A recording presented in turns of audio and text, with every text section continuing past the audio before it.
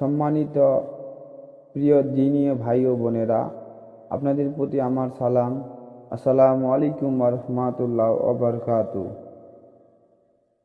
প্রিয় দিনী ভাই ও বোন, আজকে যে বিষয় নিয়ে আলোচনা করব, স্বামী পরকীয়া করে অথবা স্ত্রী পরকীয়া করে অথবা স্বামী স্ত্রীর মধ্যে মিল মহব্বত নাই, দাম্পত্য জীবনে সুখীময় নাই, তাদের বিষয় নিয়ে আজকে দুই একটা কথা বলবো।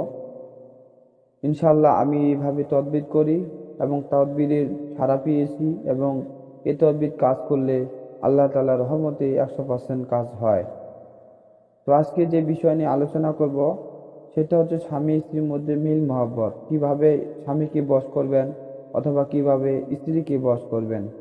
তো প্রিয় দিনী ভাই ও বোন, আজকে যে বিষয় আলোচনা করতেছি সে হচ্ছে ইয়া মুকাদ্দিমু, ইয়া মুকাদ্দিমু, ইয়া মুকাদ্দিমু।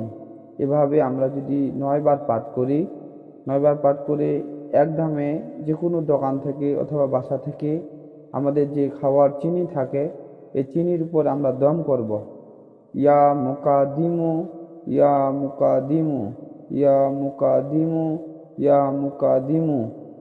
এভাবে আমরা এই আল্লাহ তাআলার পবিত্র এসএমটি, আল্লাহ তাআলার পবিত্র গুণাবলী নামের মধ্যে একজন, আল্লাহ তাআলার যে পবিত্র একজন যে নাম দিয়েছে যে স্বামী স্ত্রী মিল মহব্বতের জন্য, সেই নামটি আমরা 9বার পাঠ করে চিনির মধ্যে একটা ফুঁক দিব। যখন ফুঁক দিব তারপর আবার কি করব, 9বার পাঠ করব।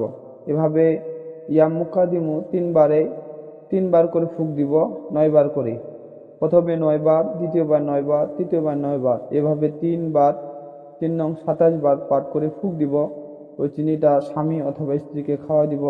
তাহলে আল্লাহর রহমতে ইনশাআল্লাহ স্বামী স্ত্রীর মধ্যে মিল মহব্বত হবে এবং তাদের জীবন, দাম্পত্য জীবন সুখীময় হবে। সবাই আমার জন্য দোয়া করবেন, আর এই আমলটি করার জন্য তৌফিক আল্লাহ তাআলা যেন দেন। সবাই বলেন আমিন সুম্মা আমিন।